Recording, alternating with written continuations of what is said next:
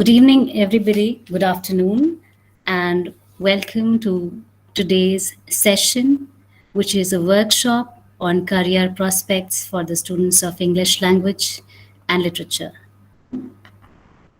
With us today, we have Mrs. Gitika Kohli Amla. Let me introduce you with Gitika first of all. Gitika is a multilingual writer, activist, and entrepreneur from Jammu and Kashmir. She has authored 5 books of poetry in English, including The Lost Sonnet and other poems, Yonder, Nothingness at Boiling Point, Lucid Blood, and Crooked Hyphens. At present, Gitika is working on an international peace building project that she fondly calls Hymns and Harmony. As a voice for peace at the epicenter of conflict, Gitika has been using poetry as a tool to unite diverse voices in her homeland. She appeals, courage is your ability to grow larger than an identity thrust upon you. That is a very small detail about Gitika. She is a lot of things actually. Uh, a multitasker basically. So we see her doing, writing poems. We see her teaching young kids amazing things. She writes poems, she writes short stories and whatnot. I have seen her, I have heard her at some events, and she is now an outstanding speaker as well. So thank you, Gitika, for agreeing to do this workshop with our students. First of all, it means a lot.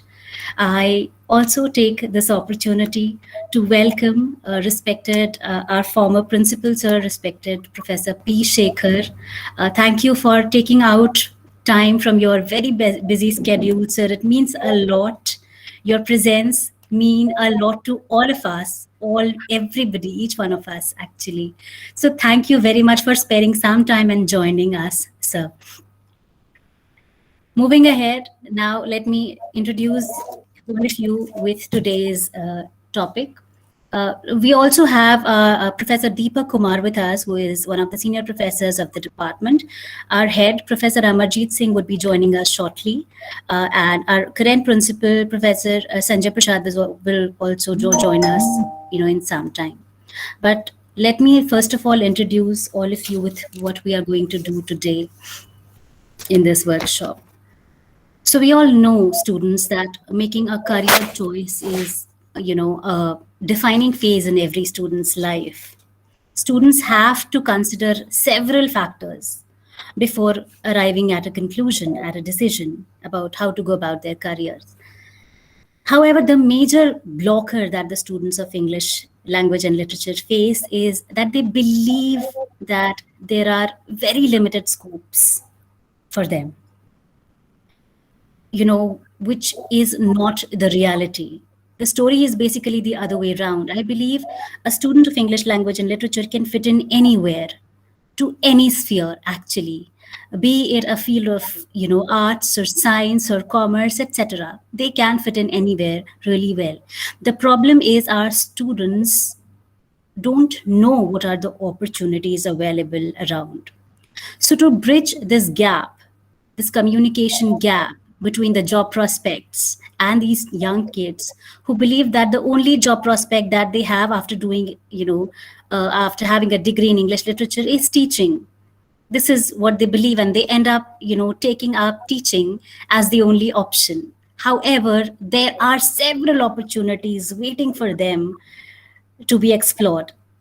But due to lack of information, they lose interest. They somehow get into teaching, and at times they become very bad teachers as well.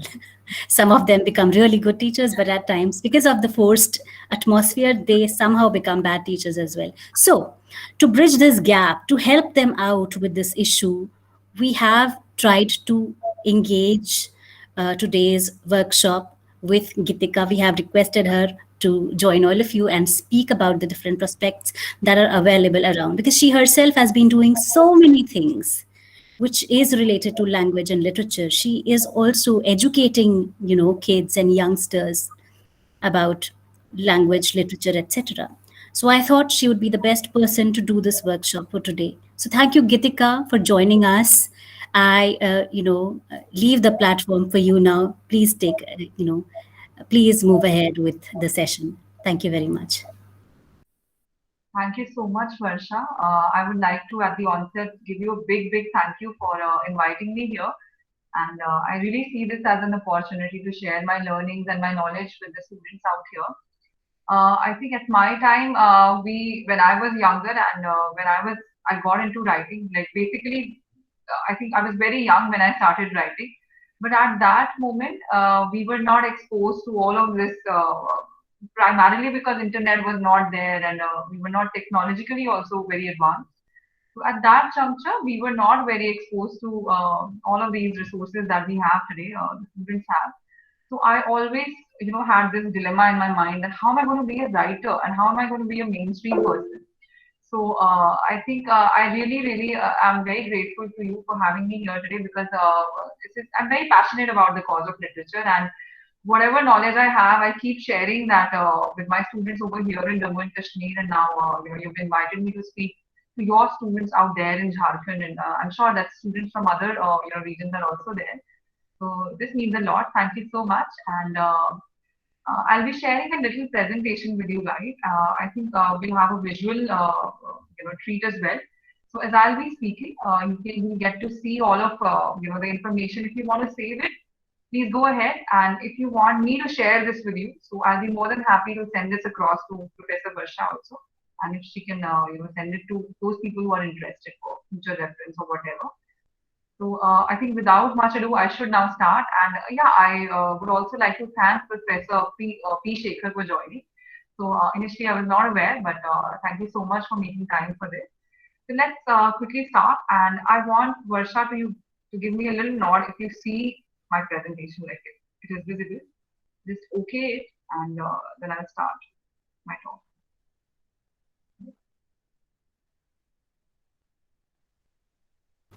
Yeah, it's visible. Yeah. I think now I won't be able to see any of the participants because I'm going onto that mode. Yes, but we can see you and we can see the presentation as well. Yeah, so my point is, why am I saying this is because I won't be able to toggle between my windows. So if you have a question or a query, ideally students or faculty or whoever wants to pose a question, put that in the chat box and we will make time for your Q&A afterwards, right? So hear me out first. Although I love to do very interactive sessions and I usually move out of this space and, I'm a field person, but then since, we are forced to operate in the online mode, I've tried to be as creative as I could and I think if we, have a to and fro thing, then it won't work online. So what we'll do is we'll have my talk. I'll try to cover all the aspects of this, topic. And ultimately, we will have a lot of time to take your questions as well. So put them in the chat box, and I think Ms. Varsha can coordinate with that. And towards the end of the session, we'll take your questions, right? So, all right.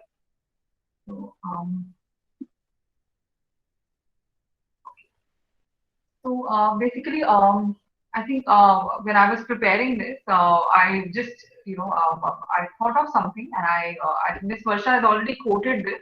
So I just want us to interpret this in the light of today's topic. This quote that once I, wrote: "Courage is your ability to grow larger than an identity thrust upon you." So this thing came to me, I think, because of several reasons, and this is a very universal thing, and it applies to so many people on so many levels. But we limit it to discussing it according to our topic today. So where does it come from, and why am I sharing this? So let's begin with a little anecdote. I already started on those lines. So when I was younger, I think I'm one of those people who was born with this, theme for poetry and literature. So, I had my friends who became artists later. Like initially, they were very confused about what is it that they enjoy doing. But I was, totally the opposite when I was born. And many of, you must people out there must be like that only. That some of us just know that we are born to do this thing. And with me, when I was just 5, I began writing this and that. And I always understood that poetry, writing, literature, art is going to be very central to my life. It is just me, and it never occurred to me that this will not be something that I'll be taking up when I grow up. So I always happily like attended school. I had my share of challenges also, being creative and put into that box, school system and all of that. So, but I never, disengaged from that, and I never felt that, there will be a point in my life when I'll have to give this up to actually pursue a career in something else. So this never happened. And to cut the long story short, I'll just say that over the years, as I wrote and I bloomed as an artist, and I learned many things. And in school also, I got opportunities to write, speak, and perform, and all of that. Ultimately, we went through some, family crisis also, and this happened at a time when I was in my teens and I was at the threshold of choosing my subjects, which is like after 10th standard. And then came across, I encountered the nasty reality that, artistic people, they have to confront this issue. And I think it's very, very, it's happening today as well. But at my time, which was about, what do you say, 15 years ago, it was really, really, stark. Uh, People just advised me against choosing arts, and arts was something that, I couldn't be like disengaged from that. And even I, for that matter, had gotten a lot of information from so many sources about this not being a lucrative profession. And since I was in that vulnerable spot where, I was very uncomfortable, and I was feeling that, I've got to do something, and I've got to be self-sufficient as early as I can. So I did not want to waste a lot of time. So study was very important, but my point was I did not want to just get into something for 10 years and not be able to earn. So that was one, and then giving up on my passion was also not an option because I was very clear from the beginning that if I have to live, then I have to read poetry every day. I have to write something or compose something every now and then, and I've got to share that as well. So then I came up with this compromise, like listening to my relatives and acquaintances and several other people and my teachers and everybody. I just came up with this plan that I will study commerce because science, no, not at all. I had enough of math and science, so I thought that I'll take up commerce, which seemed to be something that I could learn because it was new. I think now that I think about it, I think one reason I took it up was because I was always very actively wanting to learn something new, and commerce was something that we had not already studied. Plus, I had this interest in economics and all of that. So I thought that let me take that. But am I going to give up on literature? No. So I am just going to read every single day. And I even went to the length of asking my other friends, I would take the syllabi from them and get books from every nook and corner. And I would make sure that I read all of the classics and all of the things. But it was very challenging because unlike you people, I did not have any sort of hand holding because there were no English mentors that I had. We had English as a subject in our commerce as well and at college level also, but it was limited. It was not as much as you people do. So I just thought that this plan would work and I would study something else. And at my whenever I have the time, I'm going to catch up with my learning of literature. So and I would write and write and actually I could not run away from it also. Although there was a lot of pressure of studies and obviously more of my time and focus went on doing commerce, but if you say that I completely gave up on that, that never happened. That couldn't happen. And then I think afterwards, when I went into jobs, and obviously I had studied commerce, I did my MBA, and all of these things, and then I had to get into something which was in line with this. But perpetually, like every single day, every moment, whatever action that I made in my life, I just wanted to be a writer and just even the fact that I wanted to be self-sufficient, simply because I wanted to write in peace and be able to buy my books and have my little library and be able to sponsor my coffee as much as I wanted to do. So this was the whole thing, and ultimately I got these jobs which were in sync with the majors that I had done. I tried to eventually, as I got more and more opportunities, I tried to kind of synchronize it to my love for literature, and I went on to become an HR. And then I think with the knowledge that I had of this, what do you say, entrepreneurship and all of these business related skills coupled with literature, it helped me a big deal because I was good in communication, so that this skill of mine I was able to use at the job. And all through these years, I was like, I would not say confused, but at the back of my mind there were a lot of questions. Like I was doing well. I perpetually did well. Even when I took this subject, I was, as I told you, I was able to reach that compromise wherein I did literature at home and I engaged with poets and I wrote my books while I was doing my jobs. I kept publishing, I reached out to publishers and one after the other the books got published and I was doing all of that while being self-sufficient. But yet there were some questions. So sometimes I would think, what if, I did major in English and what if I never, I was not at that time very skeptical about this because I was gaining a lot of experience and I was getting exposed to so many things out there. So I realized that I think those people who want to study literature and don't do it because they feel that there is no outcome or no, nothing practical that they are going to gain out of that, or maybe they won't get a job or something, they are wrong. I think it's just that they don't have the right counseling.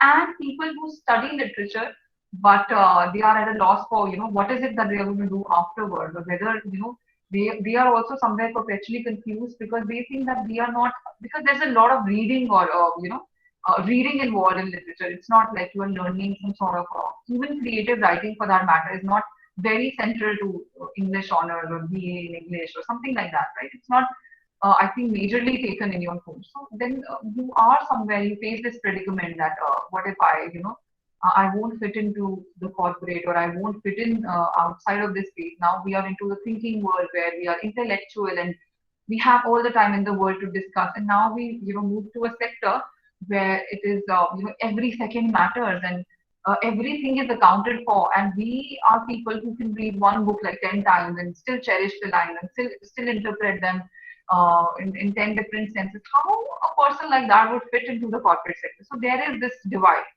So I think today my talk will focus on all of these things. That there is a stereotypical, image of a literature major. There is a stereotypical image of a person who studies commerce or something else for that matter. And I think this is an identity you should reject. There are ways to bridge the gaps in terms of skills, in terms of knowledge that you can possess before you, venture out and seek that job. If you have all of the right information, like Professor Varsha also said, and the skills, then I think you can make a name for yourself and succeed. So courage is your ability to grow larger than this identity. So be courageous and be a little experimental. I think yes, it's true that in we things are destined and we cannot everything cannot be planned and you cannot just build really a stairway to heaven. But I think somewhere down the line, if you take a series of right steps and if you have faith in your knowledge and you invest in the right skills and with a larger picture in mind, there will be umpteen opportunities you cannot gauge right now because you're very young to assess those. But ultimately, if you have this vision that you want to do this and you equip yourself, and sometimes you're willing to burn the midnight oil for that and put in a little bit more. And sometimes it is definitely, and not sometimes, I think many times what is going to happen with you is that you are going to feel that where does this intersect? Like say that you are taking a skill course and you are also pursuing your literature and discussing Shakespeare or very old people, this classical stuff. You will feel you'll be at a loss for how do I correlate all of this and what is this leading to, right? Like how we studied algebra and immediately afterwards we had a poetry class and we said that how is this connected?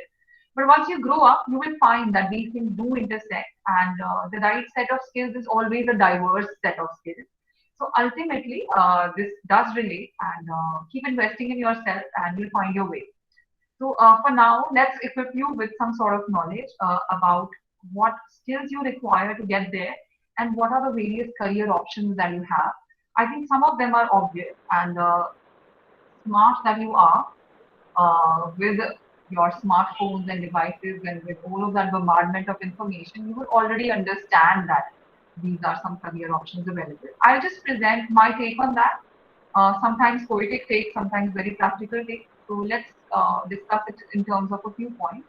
I'll try to keep it short and simple so that we don't get into stuff which is not relevant. I think I really cannot gauge how much time this is going to take, but once this is over, I would welcome your questions and wherever I fit in and I can answer, I'll be really happy to do so. There are a few traditional career options that are available to literature majors or art people in general. And the first and foremost is media and journalism. Why is that? Because I think a lot of people have already gone on to make big names in this. And this is also lucrative monetarily. You can actually make a name for yourself in this. This offers a lot of freedom. I was thinking about this, why people opt for this as a career choice. I think because literature people are also opinionated. They've gone through diverse texts and they have a lot of, inputs that they have already received. So they would like to express those. And since they are opinionated and they are created by nature, in different manners are they created. So they would ultimately like to be writing where people can read them or be present or be speaking where people can actually watch them and follow them. And also, this is a field that offers a lot of freedom of expression. So that is there. Yes, today I think this has turned into an oxymoron, and you would say that it's debatable the freedom of expression bit, but somewhere yes, I think if you are very very creative, you can still say the things that you want. As a poet, I think Varsha would agree with me that sometimes we want to say something and we totally understand the political implications of those. But since we are intellectual and we have the power of using those metaphors, so we say it metaphorically. And it's very interesting to note the interpretations that people have. So I think media does offer you that freedom of expression. Ultimately, it's a very, very good field. What is interesting is that under this, under the umbrella of media and journalism, there are several, further subsections and further different kinds of roles that you may assume. It's obvious that when we talk of media and journalism, we talk of films, television, newspapers, magazines, and all of the e-beams and all of that. But under this umbrella, there are umpteen things that you can do. As a writer, you could be writing, you could be screenwriting, or you could be doing something like that. As a television person, many people who are into literature, they read plays and they get into theater as well. So you could do acting, you could compose, songs or dialogues and all of that. Or if you are opinionated like I am, you would, like to write some editorials for newspapers and create content for magazines as well.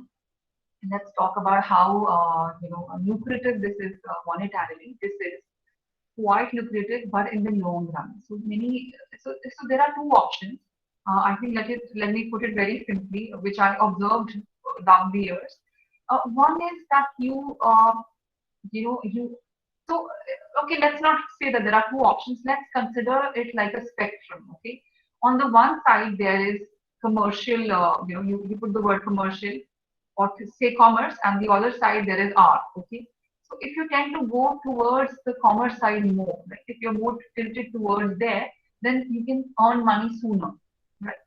And if you tilt more towards that spectrum where or you're at the extreme artistic end, then it is only later that you're going to make money. And I don't think that you'll end up making a lot of money, or it will be about money. So it's just like a long, a snake long scale on which you can operate at any level. There has to be a marriage of commerce and art at every level. Let me be very straight about this. Don't think that there will be, when you're doing this professionally, then there will be a point where there'll be absolute commerce or absolute art. Cannot be in the practical world. So if you're operating at that scale and tilting more towards the commercial end, probably you're doing something like TV serials, right? So now again, I think we should not undermine it. I have a talk with my students sometimes, and they say that this is ridiculous, man. And I mean, how can some people actually, create those kind of, TV serials? And how can somebody be writing those dialogues wherein women are projected as vamps and spewing venom at the drop of a hat? Simple things are happening, and they're saying such, using such bitter words. And how can somebody be writing dialogues like that? Or how could somebody be composing that kind of music where, say women are objectified, or, lyrics that have to do with a villain being projected as being the ultimate evil or something like that. So they ridicule it big time. But I say that this is society. This is real. So they say that why would somebody want to do that? I say that they are more tilted towards the commerce, na thing. They want to earn. Maybe probably when they go to Bombay or like Mumbai, they find out that being more artistic, they cannot survive. There are many people who are really, really talented and they would rather not do that, but they don't have a choice. And then there are people who are more, which is not wrong.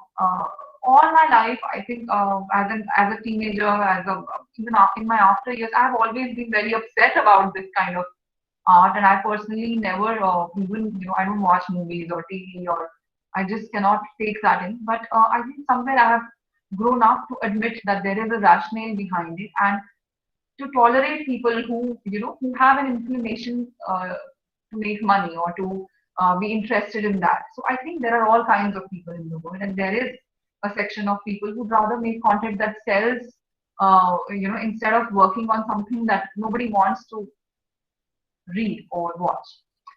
If Varsha has introduced me as a poet, and she said 5 books, I've written 8 books now. But all of those books, I'll tell you. So the story is that poetry, she knows better, I think, and many professors who would be participating in this session, if they happen to write poetry and English poetry and difficult poetry at that, and previous forms and all of that, then they would understand that this is not something that sells. So it is only logical for people who want to be comfortable in life to also take up something else, right? So this is the rationale behind being commercial, and it's not wrong, I would say. But it now totally depends on you how much you want to tip, right? Commerce is not evil. It's not evil. There are respectable and nice ways of doing that also. Now you would say that, ma'am, we have Netflix and we have, with Amazon and all of these OTT platforms are there and they offer better content. Definitely. I think today is a very exciting time to be a writer or thinker or a person who conceptualizes stuff or directs stuff. I think it's a very, very exciting time. Another thought in this regard would be that now film industry was always very centralized, and there's recently a lot of talk about that also, thanks to media discussing this over and over again in a very toxic way. But ultimately, the good thing that has come of it is there's increasing talk about decentralization. So what I'm in simple words talking about is now you'll be seeing more regional films being made because of internet, also because of this people's mind, a shift in their mindset, also because of young people having technology at their best hour, so they are looking to make these films, whether short films on YouTube or industry also. Like initially, I think, but with the exception of down south in Punjab, we did not have film industry or movie making or television anywhere else, right? South or Bengal and these places, especially in North India. But now a lot of youngsters are even in my place. So this is beautiful what is happening in Jammu and Kashmir. Really, I think I take some talks or sessions in villages, and I go to far off places, and it's a very, very diverse place. You would know about Jammu Kashmir and Ladakh. It's very, very diverse in terms of language and culture and everything. And I go to remote areas. I've traveled extensively in my state, now Union Territory. And even in rural areas where they don't have other things, otherwise they don't have staff, they're actually making films. They're actually having channels through which they're trying to boost tourism. They're actually writing about their place. There is my mom-in-law's hometown called Bhadarwah, which is just like Kashmir, a very, very beautiful place, untouched. There are people over there who are writing beautifully about that place, singing in praise of that place. So a lot of stuff is happening, and are they being sponsored by the government and private people? Yes, the opportunities are just increasing. So I think the rationale to pursue a career in these areas is definitely there. If you are interested, just don't be what do you say, boggled by the idea that I'll have to struggle a lot and all. Struggle is present in each and every career. So the only thing is that when you do something that you want to do, then the struggle becomes, like your breath. It's very essential to your growing and living. If there is no struggle, if it is absent from a poet's life, a poet is not a poet, right? There's no food for thought for him. So I would say that struggle in these fields as well. And struggle what? I think the whole thing is that you select a niche where you want to, operate, and then the struggle becomes easier. Don't just struggle randomly and without any information. You just pack your bag and go to Mumbai or wherever, and just see that you suddenly want to compete and become number one. That doesn't happen. But then yes, Make an informed decision, make an informed choice, or take risks, but calculated risks.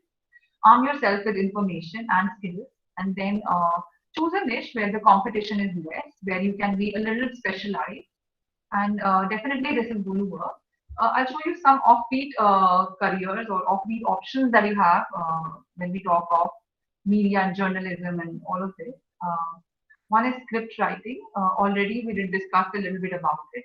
It's a very exciting time, I said, to be writing new stories. So that's there. And many times we see online, they make an announcement that we're going to make a movie. So if you have an exciting script, send it to us. And many young people are just like that, getting an opportunity to write. But other than that, also, I think a lot of people, what they're doing is they are coming together and as a team, they're exploring filmmaking or many other things. Wherein one person would be writing, one person would be sharing the story, somebody would be doing the songs.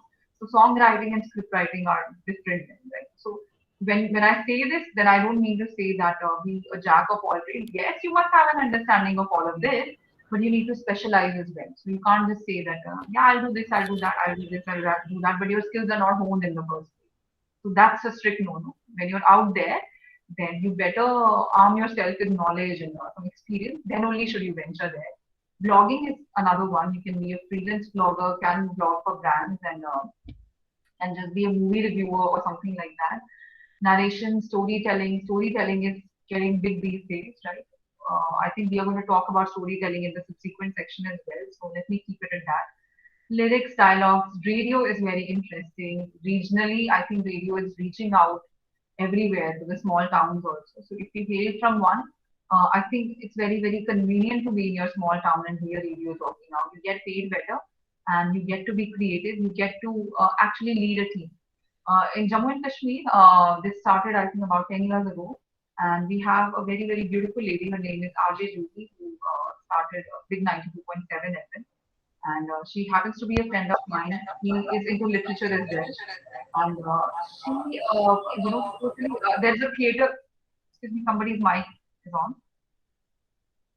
Yeah. So she is into literature, and there is one guy who's leading the team. Ultimately, he's into theater, and these are people who actually directed everybody else in their team, and they actually are the pioneers of this modern kind of radio in our city. So youngsters have a lot of talent. They have their own voice, and they can better tend to the demands of this changing time. And if you hail from primarily from a region which is not a metro but a smaller town or something, then you can explore this as your groundbreaking move. Right? This can be very again. It will offer you a lot of freedom to be as creative as you want, and the compensation is also very attractive, and you can actually see yourself grow in this field. Because from radio also you can hop on to several other things in the long run, and you can start very young with this. Yeah.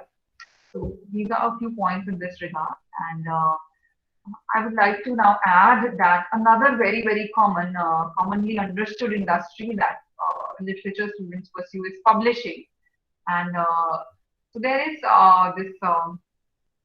What do we say? People say that now with internet, people are not reading many books. They are simply watching Netflix, and books are not selling, or bookstores are getting closed. But I don't think so. I think uh, yes, we can discuss the pros and cons of Amazon and other online portals that sell books and several other things.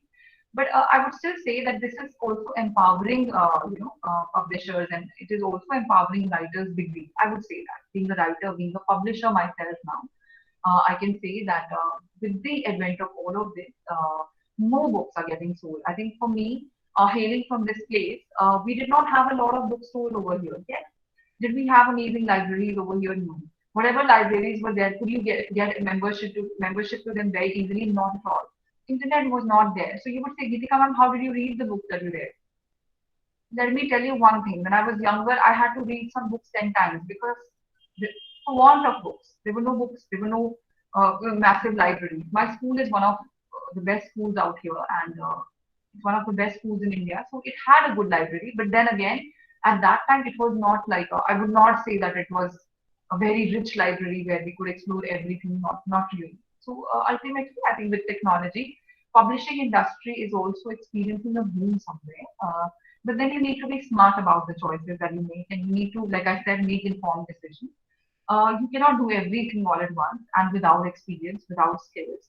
So you need to find out what is that thing that you are interested in and how much are you interested in. So my point in this regard would be that you could do two things. One is you could get full time into publishing. Full time means you get a job with a publishing company, you open something of your own, you do it freelance. Other thing is that you can pursue this as a side thing, a side hustle. So both ways, it is going to be lucrative also and rewarding. Please go with what your personality is like rather than just hearsay. Somebody says something and you follow it blindly. I do all of these things that I've listed over there. But do I do them every day or every minute? No, since I have my own this business that I run, so it's an arm of my business, and I take care of these things. And some youngsters are also there who are helping me out with this. So you need to select one of this initially, be proficient in that, and also gauge your interest, and then you can move on to other things, or maybe not even move on, just specialize in that and gain more experience and be, make a name for yourself in that. So editing and proofreading is one. With proofreading, I think you can start very early. If you have a basic command in English, you can actually proofread. But don't think that you can just start like that. You need to still prepare yourself for that. But being very young, being a college goer, you can start proofreading. Ma'am, where are the opportunities? The opportunities are all online. Do you have to pay for them? Do you have to register somewhere? No, not at all. All you need to do is be present on Facebook. Yes, all of us are. So join those groups where they ask for proofreaders. So you can join a network of proofreaders or editing. You just have to, I'm sure that you would be better than me at finding out which group is the right one. So you find that out, and you will see there are umpteen opportunities. So many people out there are looking for proofreaders. So now, how can you land your first opportunity, or why would you get it?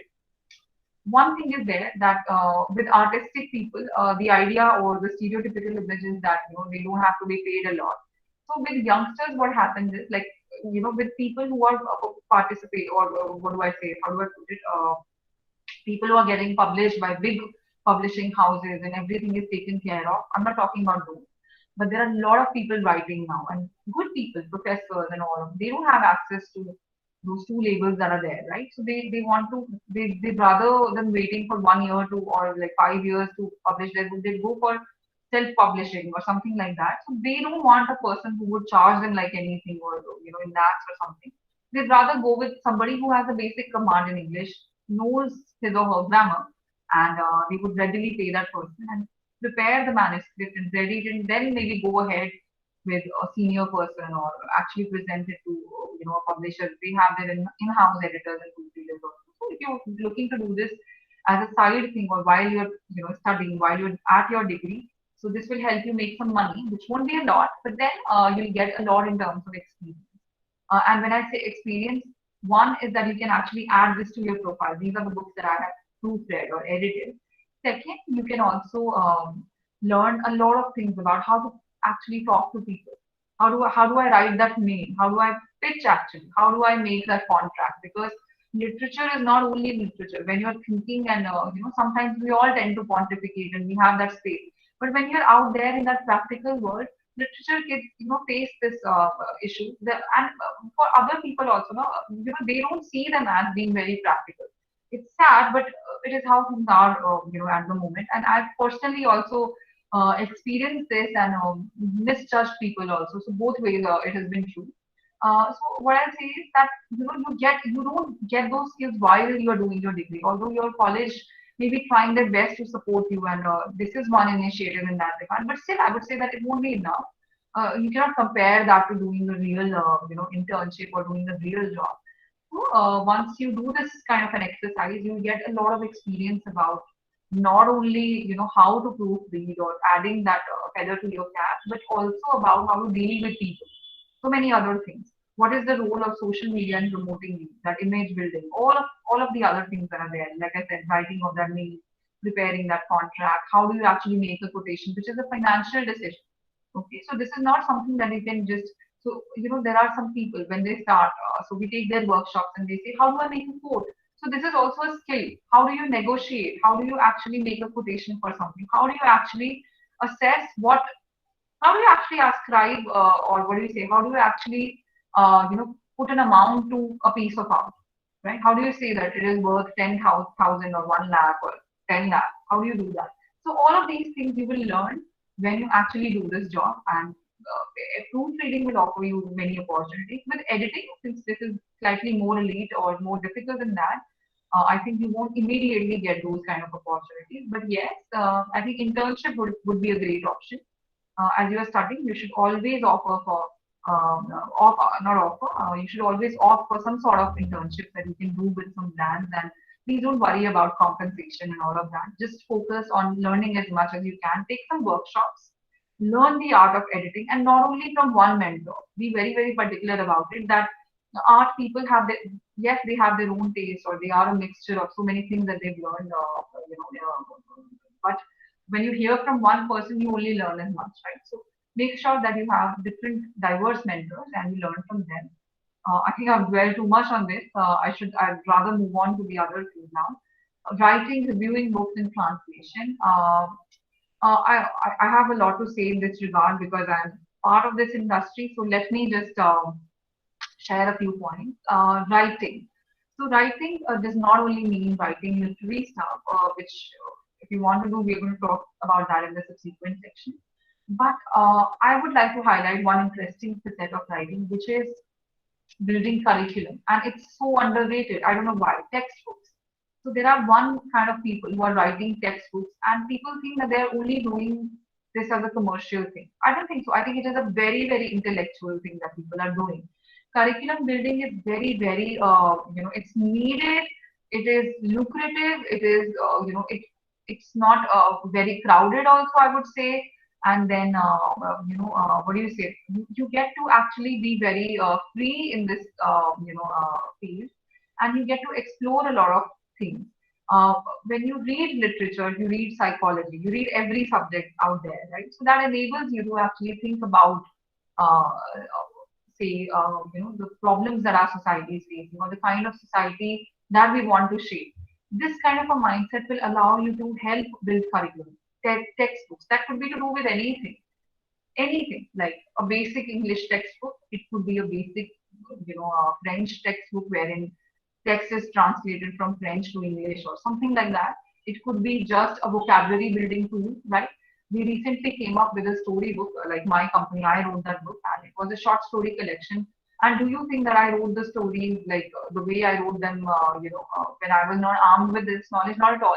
I actually had a lot of experience in doing this. I actually was, I was really meeting those prospects of mine. I was teaching them every single day.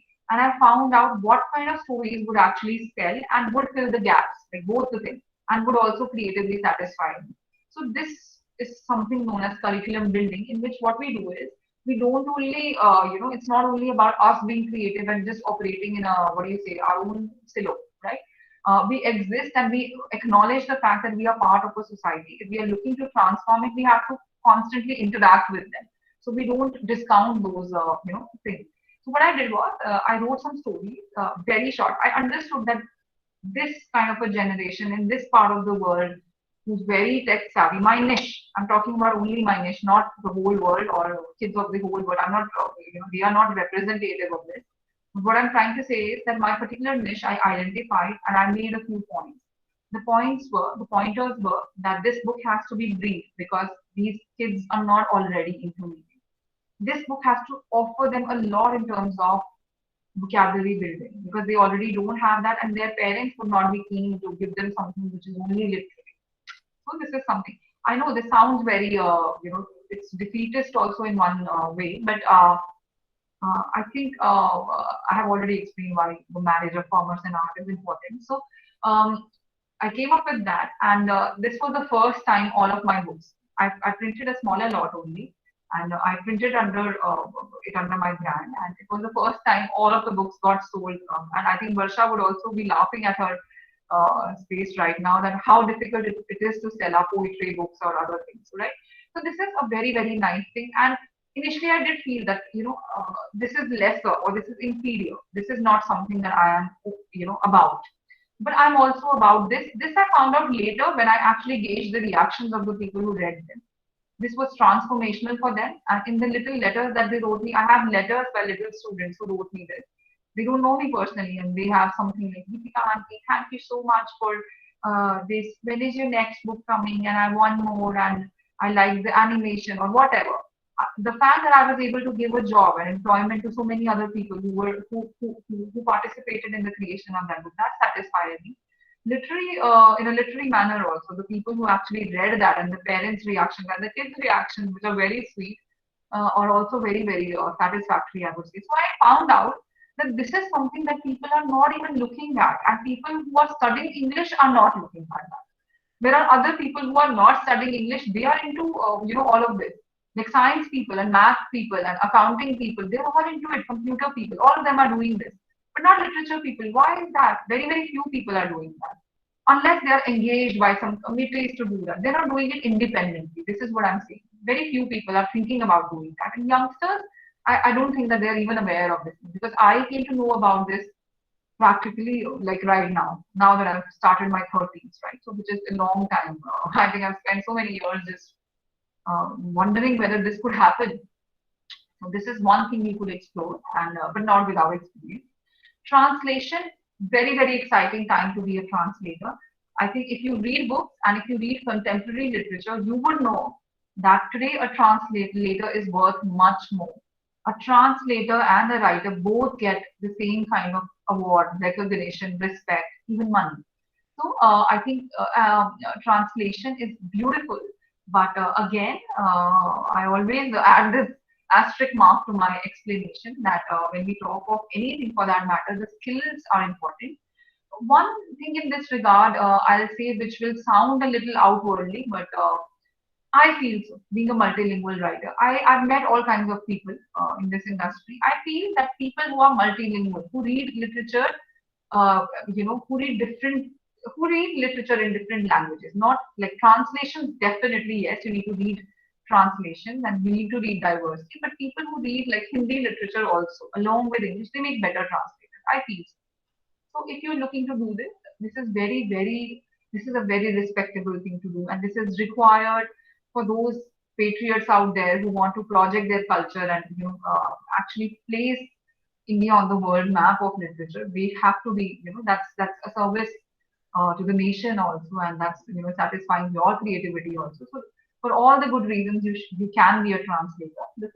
One additional point on my personal take in this regard is please don't be that that limited person. Please don't only read English literature. You are English literature students, but if you want to go higher, you want to cross that level, you want to actually experience transcendence, you have to be reading in multiple languages and teach yourself other languages also. So some one point would be to teach yourself or to actually like, for example, most of us give up on Hindi after school, isn't it? We don't speak Hindi, or when we speak it also, we don't use the really, we don't use our vocabulary and we forget that. Many people, and I don't know about your region over there, I'm sure that it would be better as compared to our place, but here people cannot write in Hindi after a certain. So many people face that, and it's very, very, shameful.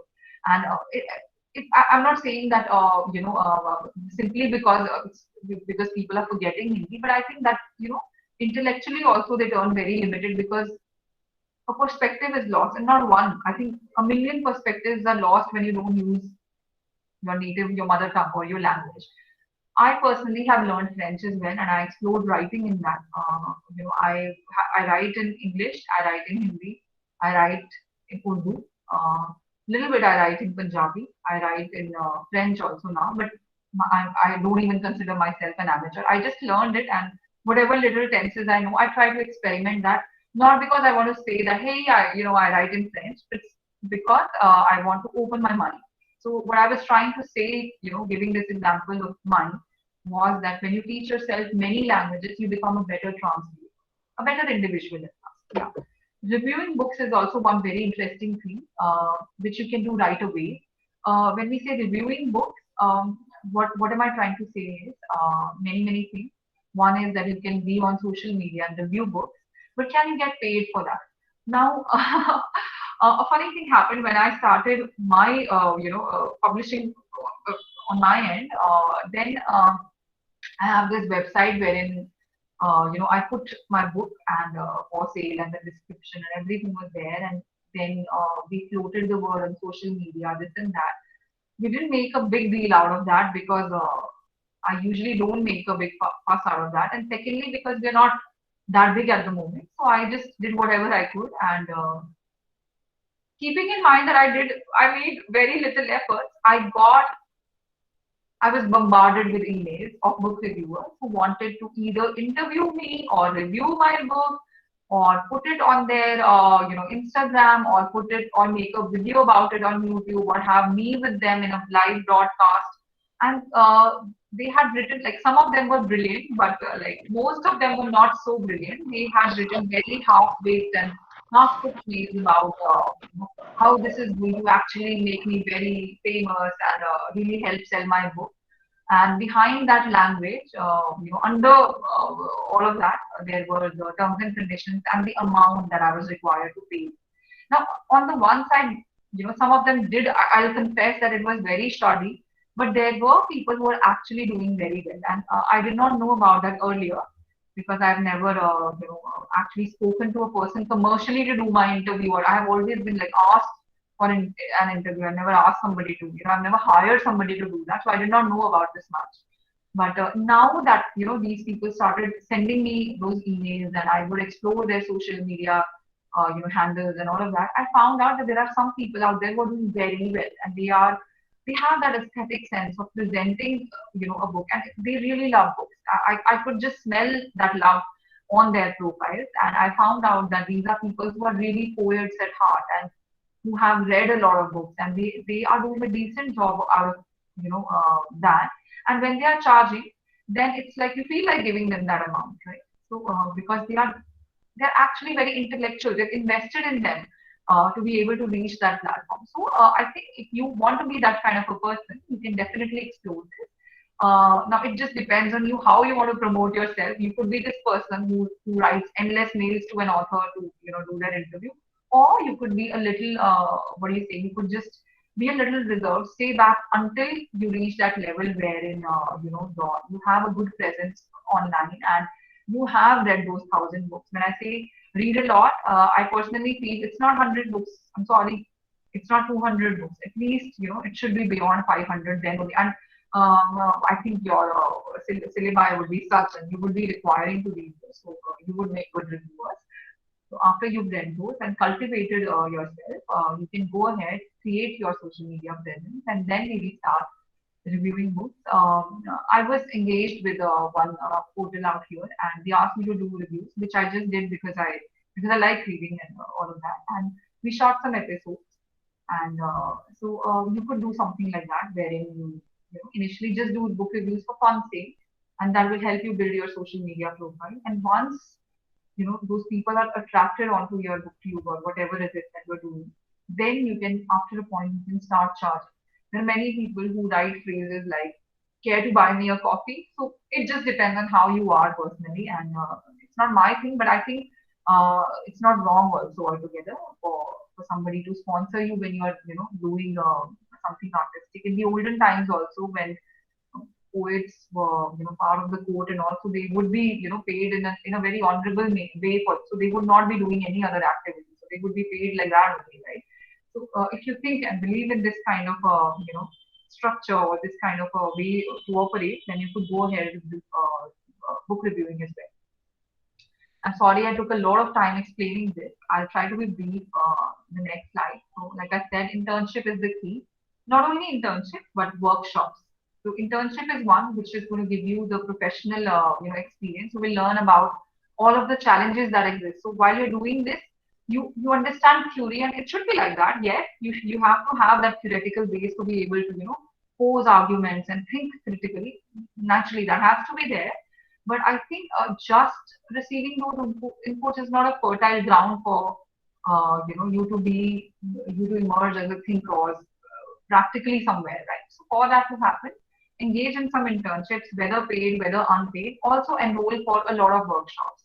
And thanks to the online medium, you can do that from the comfort of your home, paying very little or most of them. Like I think so much of information is available for free only. So get that and practice. Right? I think this we can do very quickly. Teaching. So I think teaching. Varsha had pointed out to this at the outset only that why children do literature. I think one motivation or one idea that they have in their mind is that they can teach. And like she very correctly said, some people make bad teachers. So I'll tell you something. While this may not be the case with people, who are teaching in colleges or at university level, it is still less. I think those people are still cultivated. What is happening in private schools is awful, like in our kind of places, because these are people who don't get any jobs and then they, start teaching and then we are shaping the minds of our younger generation and all of the problems that can be, results due to that. So I think when teaching is something that you offer, it is a calling. It is something that either you want to do it, you don't become a teacher because you want a government job that pays you this much and you want to be respected as, and many people I've seen that when they make their introduction, they say that I want a doctor next to my name. So I don't think that a teacher would be a person who wants to be a teacher because of that prefix. I think a teacher is larger than that label, right? A teacher could be a person who has never gone to a school.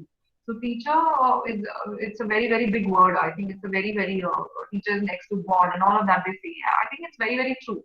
So teaching is not your calling, then I don't think that you should be getting into this. There are a lot of professions, and I want to make a very very critical point in this regard, which is that don't be a parasite, right? I think a lot of I don't know if you've gone through the budget, you would know that with every year the budget, they decrease the budget spending on education, so they don't. But still, a lot of money, is paid to professors or university for the conduct of these things. And yes, we cannot compare ourselves to Finland or we cannot compare ourselves to Iceland, but yes, a lot of money goes into it, a lot of resources go into this. So many people they just enroll into this because they think that they get a job where they don't have to work. I don't know. Things are changing, but in certain parts of the, like I can speak for my place where I have actually gone and visited and I have practically visited every college that is there in my city and taken workshops where, in the shoddiest of places, they have a smart class. So some entrepreneur has probably sold that to them, but it's not working as in it's like the plastic sheet is still on there and nobody's bothered to learn those skills and all of that. So felt really bad. Like I had a very bitter experience and I was like, why did these people opt to be teachers? And that's very parasitical in nature. So our country does not need more of parasites. If this is your thought process before getting into the job market, that you're going to earn this much and you don't have to work much or simply because you get a title or a label or benefits or those perquisites, I think then you should not be a teacher. Teaching is about service, and teaching is about shaping your nation. So this may sound very moralistic, but this is how it really is, and this is how it should be. Because what, and even from an individual perspective, if I say when one becomes a teacher, so it does seem very lucrative at the outset. So you crack that net exam and you get into that thing, and you become a professor. Like she said, you become a bad professor. What will happen? You will get that salary credit in your account, but after a point, when that salary is not justified, because you can see that you are not able to motivate those people, or you yourself don't have the inclination to show up every morning and stir up a discussion, or you don't want to read what you are teaching. You yourself are not inspired by what you are teaching the subject. I think the only thing that is going to happen is that you will lead life in a very bitter manner. You will have to cling to your salary because now you're dependent on that and your position or whatever that is. And then since you're doing a shoddy job of teaching, you will never be satisfied and you will always be in that, tight corner. So don't put yourself in that position. There are umpteen creative avenues for you that are available. But having said that, for those people who feel that teaching is a calling, they want to be at the other end, inspiring other people and to transform their lives, be the person that they want to be, then yes, we never have enough of teachers. And you can be a teacher at the school, college, or university level. You can open up your own academy. Although we have a lot of English coaching, happening, but how much of it is qualitative. You also know that. Freelance training is one very interesting thing. I'm also doing it. Now, what do we do under that? I have some ideas to share in this regard. If you have a specific thing you want to teach, one is that you pick up the basic grammar, spoken English, or diction classes, or phonetics, or something like that. One is like you want to teach something like poetry or some particular poet's poetry. Right? You want to make a very specific course. Thanks to the online media, you can do that today, and this can be a freelance thing. You can actually join some institutes, and you can hop between these institutes and colleges the way I'm doing, and you can teach the things that you like and are passionate about, and you can actually find people who are interested in and have your little circle, and life will be very, very meaningful and beautiful then. Finally, non-profit. Teaching in non-profit is also amazing. I think literature students, because they are exposed to so much, I think they have a soft corner for social service. Again, maybe I'm being stereotypical, but I've seen that generally I've seen that they are people who speak up against injustices happening, and they are always a voice for people who are marginalized and all of that. So I think exploring teaching opportunities with these kind of organizations is something that you can do. Let's move ahead. Next would be advertising, marketing, and PR. So again, a set of activities that you could do is, it's there before you, copywriting. So you create the content for that ad. Since literature people happen to be very creative, they can actually direct the whole thing, not because they are just into, they've just read books, so they can only, talk about the written aspect of it. But I think that all of their senses are involved in, literature just opens up all of your senses. So I think creative direction is something that comes naturally to many people. Campaign management, PR, so public relations is something that companies massively invest in. So this is like a job. You just have to do your internships and get a little experience. And then you can be a public relations manager and heftily paid, like if you do your job well, and you can make a name for yourself. Event management is there because you're a person who understands art and have cultivated yourself, and you have a taste. So I think it does not apply to everyone, but those of you who would be interested in, you could take this up. Ultimately, there is creative writing. You could actually become a writer with this. Again, I think many people who are writers are doing something else. So this has been there since time immemorial, that very, very few people get to be J.K. Rowling and get to be that only pursue literature and only that. But then I'm not dissuading you. If you feel this is your calling, you could do this and find umpteen ways of getting compensated for this. There are a few new age careers that I will just briefly point to, because we have already spoken, I engaged about this already. So digital marketing is one. So you would know that social media marketing is big. These days, every brand is looking to market themselves online. Don't think that this is about writing very, very insipid, very bland text, and they give you a picture and you have to caption it. That's a very, very limited thing to say. I think poetry is also being written. You won't believe, in a place like Jammu, I was, recently contacted by, like, now there are more, but not very recently, but a little while ago, I was contacted by a textile, a garment seller, and they are a brand over here, and they have a name for themselves. So they were like, could we have some poetry from you for this? So what they are looking for is that they are going to make those posts, and they have their video guy and everything. But my company and I in particular, I'm going to do the, shairi part for that. So even this kind of a thing is being looked at. Now, I think what is more important is that when we talk of these skills that are suited, for you, what happens with literature people is they think that what they know is enough. I think you also need to know about digital marketing, which means that you should understand the nuances of how to actually market the algorithm. So you won't be taught that in your degree. Right? You'll have to take a separate course for that. And many free resources are available. I think you can learn digital marketing for free online.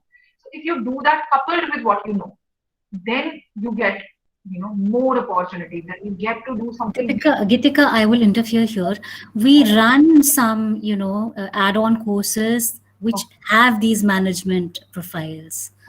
So they are there, which is being sponsored by UGC itself. Yeah. That's brilliant. I think even I am part of some skill courses, and these colleges, they are bringing in stuff, but I did not know that. What I was saying was that this is not central to the degree, right? So if it is available in your college, this is brilliant. So if you do this along with what you are studying, I think that will give you that edge, that extra thing where you can be your own boss also, right? You get to negotiate better. If you have only one skill to offer, then you cannot expect the other guy, right? And you know about the competition that is already there. So understand your niche. What is it that you want to market? Not everybody can market a soap. You have to understand that. Some people are product specific and they'll say that selling a soap is so not my thing, or selling a garment is. Some people will be like everything is poetry, right? So it just, you know, that you already know that, having studied so many artists, that every artist is eccentric and they have their own idiosyncrasies. So I think there would be some people who could market anything and who could write about anything. So you just have to understand your niche, get that extra edge by learning how to compute, learning digital marketing, learning how to, do a financial negotiation, all of these things, and you'll be placed better. Then you can do many things. You can actually learn how to build a website on your own, or you can actually tie up with some sort of website builders and be their guy, or all of you can form a team and do that. And this can be done at a very young age. College goers are being offered a lot of opportunities because digital marketing is tough and it requires time. Most people, when they grow in their careers, they want to hire a digital marketer, although they can learn this and it's simple for them to do, but they don't have the time to do. So I think it is something that is increasingly being offered to young people. Many companies are on the lookout for people who can do this for them. And content development also. When we say content development, we don't only say web content development or just video making or just writing and stuff like that. There is one thing that I will share, because I'm sure that you would know much, and sadly we are running out of time as well, so I better contain myself. I think I'll just say the most what do you say, important thing out there, which is that you can actually reach corporate people in this regard. We do a lot of content development for corporates, which means their vision, mission, corporate literature primarily. So this requires you to think. This is very interesting as well. This requires you to think. You can be poetic, you can be technical also. So you can offer a limited thing to them, or you can offer them all that there is. So it just depends on how much work you're willing to take. There are a lot of opportunities. Make a LinkedIn profile and then you'll find this out. You can actually work with a company, do internships. You can have something of your own and freelance. Again, on social media, you just need to be participating in all of those groups. Just enroll in those groups and you will see many opportunities. They will give you money and they will also give you a lot of exposure in terms of what does the market really require, right?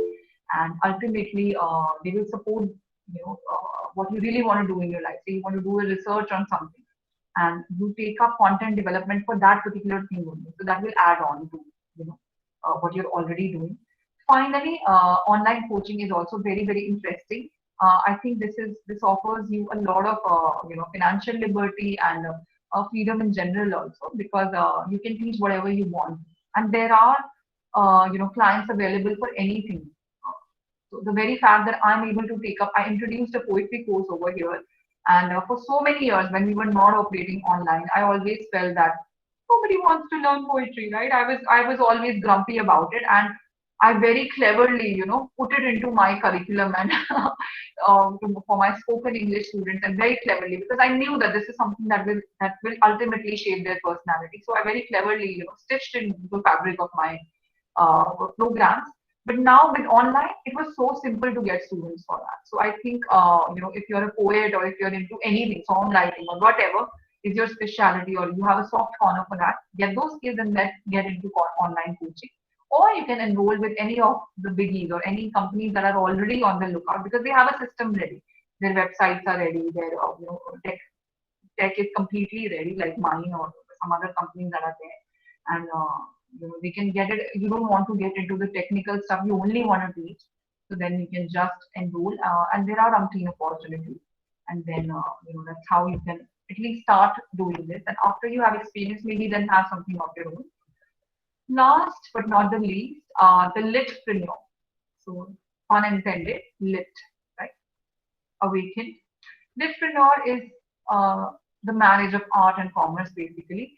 A guy who's fascinated by literature, who wants literature to progress, who wants to bring it to the grassroots level is a literapreneur, but who does not want to do it, who does not want to be a doormat also. So I know that I'm being very, very maybe crass about it, but I think being a literature person, I happen to be very dramatic. So I'll only say that entrepreneurs are, it could be anything that you're doing as an entrepreneur, but it has to be, literature has to be central to that. So I think an entrepreneur, the example could be doing, having a online poetry portal wherein, you have maybe just a website through which people can learn poetry or read poetry or a blog like that, or maybe you are teaching poetry to people, or maybe it is to do with something else.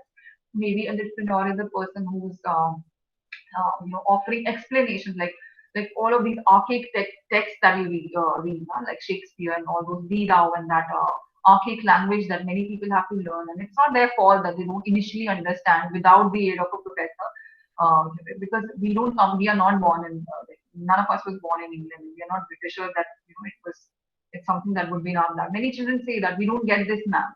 Although we are doing this, we don't, there's no, what do you say? We are not inspired by this. We don't get this. We don't want to do this. So a litpreneur could probably come to their rescue and come up with, say, a website or maybe a portal or a web program. I don't know, something wherein they're offering explanations for that in a nice way, wherein students can actually understand that. And there are many people who it's very interesting. I actually saw some videos wherein it's beautiful what people are doing. They have a portal which is entirely in Hindi and they're explaining something which is entirely in English. So for every little thing, every little comma, every little stroke, the explanation is being offered by somebody who's probably extremely talented. So this is a litpreneur. And this is social entrepreneurship at its best, I would say. And this is what is definitely going to push India forward. I think there is increasing talk about entrepreneurship, and every college practically is running an entrepreneurship program. And we're asking our children to be job providers and not job seekers. All of that, talk is happening, but nobody's talking about litpreneurs. I think this is also something, this is a double-edged weapon to advancing our society. So this is something that most of you could explore, and this is going to offer you a lot of freedom as well. I think you all have the right, what do you say, things that you need. Just arm yourself with information. Just arm yourself with skills. Give it all that it takes, and don't compromise on your leisure time. I think that is also very, very important. So whatever time you have at your disposal, use that in refreshing yourself and working on your intellectual acumen. And ultimately, with all of this, I think you're going to succeed, and you're going to make a name for yourself. If you have any more questions, I would be happy to take them. And I apologize for just exceeding the time limit by 15 minutes. I really didn't intend to do so, but it's rarely that I get an audience in literature students. So I spoke my heart out. Yeah. And you spoke so well, Gitika. Thank you so much for this exhaustive, beautifully descriptive session. I think our students have got a lot today, a lot of food for thought, basically. And I hope they utilize all these informations which they have just received. They think about it and they try to do something, and then they inform you that this is what they did after your session. So that is important. Thank you very much, Gitika, for this beautiful, beautiful session. It was a pleasure listening to you. I could have heard you all day, all evening. It's always fun to listen to you. Now, I request our students, if they have any queries, any questions, to please drop their queries in the chat box. Well, I don't think they would be having a lot of queries because, most of the things you have clarified so well. So okay, there is Raj. Hello, Gitika ma'am. I'm Raj. And first of all, I would like to thank you for coming to the webinar to guide us. And thank you so much, Varsha ma'am, for coming with these sessions. Ma'am, my question is how one can start script writing and how can they approach people? Okay. So I'm not a biggie in the film industry, but what I can tell you with this, with the limited experience that I have, is that first, I think you should have a script ready. That's the basic. So if you have an inclination to this and you have something ready, Then I think what you could do probably is, I noticed this sometimes, that there are a lot of artist management companies out there, and they are based in Gurgaon, they are based in Mumbai and several other metros. So they ask you to register with them. Some of them just register you for free, and there are some who would ask you to pay something to register and all of that. So you register with them. They have opportunities because they are like recruiters. Okay. So what they do is they serve as a conduit between the artist and the production house. The production house would not now directly go and hunt for these people. So this is one thing that you could do. Secondly, I think one thing that comes to my mind is regionally you should find people, like wherever you are based. I think there I'm very sure that somebody would be interested in doing a film or a short film or something like that. So that's something nice that you could explore. So you need to find out, you need to do your homework, and you need to be a little active on social media to find out, because these people are they are very very present and very active on social media. So you'll find them out, and then you can do this. I think one more thing to do is, one point in this regard would be to be active on social media yourself in terms of putting forward your work. So have a profile and say that you are interested in script writing. So you could do this more professionally, say on LinkedIn, very Instagrammatically or very photogenically. What how do we say it? On Instagram, so you could have micro putting. Now, if you put a lot of text and something which looks very out of place on Instagram, it is not going to work. So have your social media managed very diligently. On Facebook, you put it differently. On LinkedIn, you put it in a very professional manner, wherein you state everything. You say that you are interested in screenwriting. This is what you have done. Or you ask people to recommend you. All of that. On Instagram, you can have those little micro, lines that you've written and do it aesthetically. Gradually, over time, people also will find you. So make it work both ways, I would say.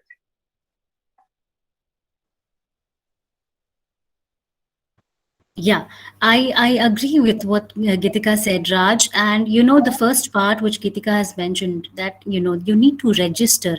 That is a very important procedure, because my younger sister herself, being a part of the industry, I know this really well from the first hand experience, that if you don't register yourself, your stories are going to be stolen and you are going to be exploited. So be very careful in your selections, and you're passing out your stories to people. Make sure that you are passing out to authentic people and not just random people. You have to be careful about it. But using the social networking platforms to polish your skills is the best way. Please go ahead with that. Gitika has said it very correctly. Use Instagram properly, use LinkedIn profile, Facebook, book, etc. All these things. Utilize them to polish your skills at best levels. Next question is coming from Aditi. Good evening, ma'am. Once the person has the script ready, all of them are coming for scripts. All the proofreading and editing thing is done. How to approach the publishers? Okay, this is about the publishing thing. Gitika. I think Varsha ma'am would also be able to answer this. This is very simple. So I think because internet is at your disposal, you can just approach any So there are many publishers who are practically publishing these days. It's not very profitable. Okay, if you are particularly if you're writing stories and poetry, it's not something that you can immediately get into and start earning out of it. So probably you'll have to self-publish, right? It won't be very hefty, but you invest a little amount and do a little internship and earn that money, and then have your book published. So there are several self-publishing options available. Just Google them. Some of them will be, they focus more on the visual appeal of the book, so don't go for them, I would say. Okay, and they'll ask you to, they say that okay, we'll do this in 50,000 or 1 lakh. So don't be silly. Just be very cutthroat about this, and go with somebody who could do that for less, and just Google them, their number and everything would be available, and that's how you approach them. Then they'll ask you to send them a sample of your work. So it could be anything between 2 or 3 chapters, a story, or 5 poems, something like that, and then they will let you know how, and mostly they'll agree to publish. So these days it's not very difficult to publish what you've written. So if you've written anything from A to Z printed on 26 sheets, even that can get published. But you should be published ready. So you have to be your own critic and see whether what you've written is worthy of publishing or not. There is one more question, ma'am. Please tell me about mass comm in a more detailed way. Okay, I think this should be the last question because even I have a session shortly after. So, mass comm, I think you people are at the grad level, right? So, you're doing English. Mass comm is something that you can explore after this. So, you can do a full-fledged master's in mass comm, or you could do a diploma, or you could just take a certificate course in this, like journalism or some specific niche of journalism, or something like this, and then you'll get a lot of knowledge about it. Plus, there will be a lot of internship opportunities because the college will be providing that, and then placements also. So this is something that you can try and do. Now, what is mass comm about? It's all about this, what do you say, journalism and your media and all of this. So if you start, see, even if you don't study this and even if you don't take this as a degree, you'll still be able to get into it. Like Varsha very rightly pointed out, a literature major or a literature person can fit any place. It's not like since because when somebody is doing medical science or when somebody is studying architecture or commerce or accounting, then it's very specific that they'll be a chartered accountant or a doctor. With English, it's not so easily because there are so many options. You feel that there is no option. Okay. So with mass comm also, it's like it's a choice. Like if you don't want to do it and just straight away get into it, you can. But if you happen to do it, I think it will be easier for you and you'll be armed with the right knowledge and skills. So I think the whole talk revolves around the fact that I'll just point out to one thing that you just take some formal education and identify the niche where you want to do this. Otherwise, I would have a lot more to share about this, but that's a talk for another day. And finally, there's what job can I get if I study English literature? I'll send you the presentation. Yeah, everything was about that one question. The complete session was about that one question. So, Pallavi, pardon, please go and watch the video later. You would get all your answers. Thank you so much, Gitika. Before we end, I would request we have our principal, Sir Professor Sanjay Prasad, with us. Sir, I request you to please unmute yourself and say a few words before we end the session. First of all, Varsha, I'm sorry. I was late. I joined this program, in fact, quite late because of some other engagement in the college. But I must congratulate you, Department of English, and above all, today's speaker, Gitika Kohli, the way she has explained about the other career options for the students of Department of English. She talked about like advertising and the public relation, and thereafter some what is called online teaching and the coaching and what is script writing. These are definitely some areas which are open to our students, and students must pursue those areas apart from teaching. Otherwise, I was talking to Varsha and she told me, sir, only they are talking about teaching. If they complete their what is called graduation and post-graduation, they try to pursue either B.Ed or they go for the NET and they want to pursue their career in teaching. No, nothing like this. In fact, teaching is no doubt the best of the career, but how many of them are going to absorb in teaching? That is equally important. So the way our today's speaker, Ms. Kohli, has spoke about the other career options, definitely our students are going to get benefit out of it, and they must keep it in mind, those other career options, and they must exercise also, and they try to choose right at the beginning that these are the career options. I have to choose one of them, not only left with teaching. And I must congratulate Varsha once again and Gitika Kohli, the way she has explained, the way she talked about these things. Wonderful, wonderful. Thank you. Thank you so much. Thank you very much, sir. Thank you for joining. It means a lot. Thank you very much, Gitika. I know you have another session just after this. Thank you for sparing your time. And next time we would be inviting you as a poet. So please be ready for that. We would be more than happy to host you as a poet. We would love to read your poems and have an interactive session about them. Till then, thank you very much for today's session. And thank you everybody for joining in. Have a great time ahead. The video would be uploaded soon on YouTube. Thank you very much. Thank you, everybody. Thank you so much.